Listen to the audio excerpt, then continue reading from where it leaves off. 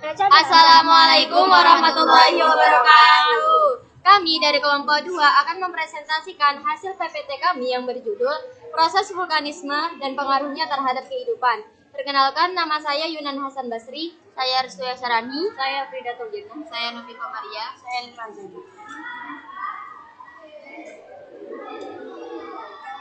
Yang pertama yaitu pengertian. Pengertian dari vulkanisme adalah semua peristiwa yang berhubungan dengan keluarnya magma dari dalam bumi menuju permukaan, yang seringkali menyebabkan letusan gunung berapi. Proses ini terjadi akibat aktivitas magma di dalam perut bumi yang naik melalui rekahan atau celah di kerak bumi hingga mencapai permukaan. Magma yang mencapai permukaan akan berubah nama menjadi larva. Penjelasan lebih lanjut, penyebabnya adalah fenomena ini dipicu oleh aktivitas tektonik yang menciptakan retakan pada kerak bumi, memungkinkan magma naik ke lapisan yang lebih atas atau ke permukaan. Vulkanisme terjadi karena tekanan magma dari dalam bumi yang naik melalui retakan atau patahan di kerak bumi. Magma yang memiliki tekanan tinggi ini akan bergerak menuju area bertekanan rendah, yaitu permukaan bumi. Pergerakan ini dapat menyebabkan dua proses utama, yaitu intrusi magma atau magma tetap di bawah permukaan bumi, atau ekstrusi atau magma keluar ke permukaan sebagai abu dan gas yang sering disebut letusan gunung berapi. Intrusi magma adalah proses penerobosan magma melalui retakan dan celah pada lapisan batu litosfer yang tidak sampai ke permukaan bumi. Ekstrusi magma atau erupsi adalah pergerakan dari perut bumi ke permukaan bumi. Biasanya ekstrusi magma dapat dilihat pada letusan gunung api. Erupsi magma yang mencapai permukaan bumi disebut lava.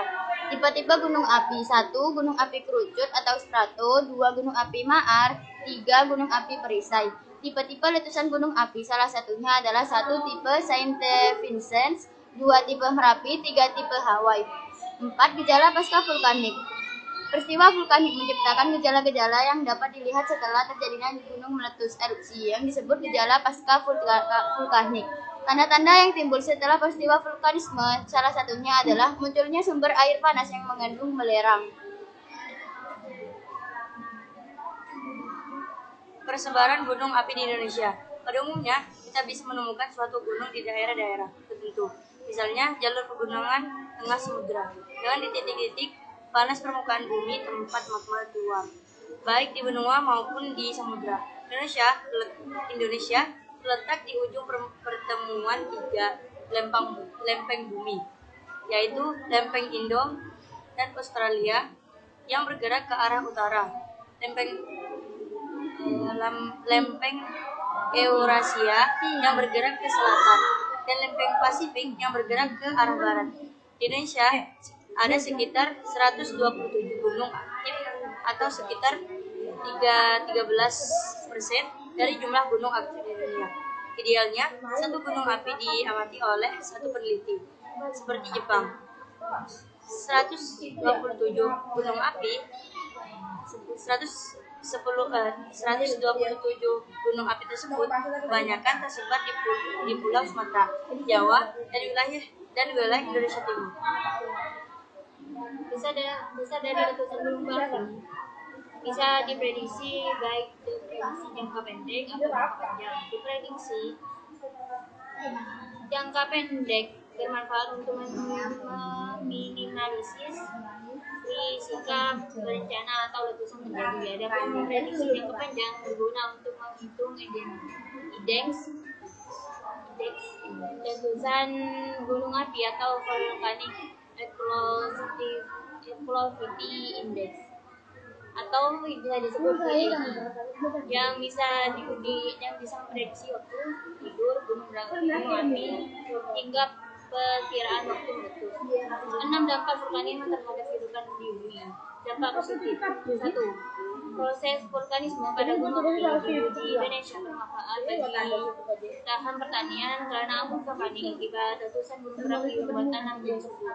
2. Gunung api merupakan penghasilan bahan hunian tambahan seperti tanah, emas, timah, serta bahan berguna lainnya.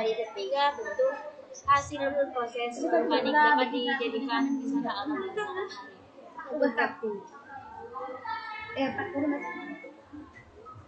Dampak negatif: Dampak negatif yang pertama, lereng-lereng yang terbentuk karena proses vulkanis sebelumnya terjadi sehingga terbatas untuk dijadikan daerah pertanian. Yang kedua, daerah-daerah pegunungan yang terjadi juga tidak baik dijadikan daerah permukiman karena rentan terjadi tanah longsor yang dapat menimbulkan kerugian, baik material maupun korban jiwa.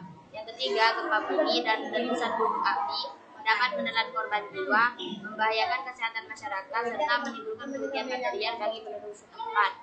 Proses terjadinya magma berada di dalam kantong yang disebut dapur magma di bawah permukaan bumi. Jika tekanan dan suhu magma tinggi serta banyak kandungan gas, maka magma akan bergerak naik melalui saluran seperti pipa, yaitu dalam kurung diatrema. Saat magma mencapai permukaan, ia keluar sebagai lava, gas vulkanik, dan material piroklastik. Baik, kurang lebihnya itu presentasi dari kami. Kurang lebihnya mohon maaf. Wassalamualaikum warahmatullahi wabarakatuh.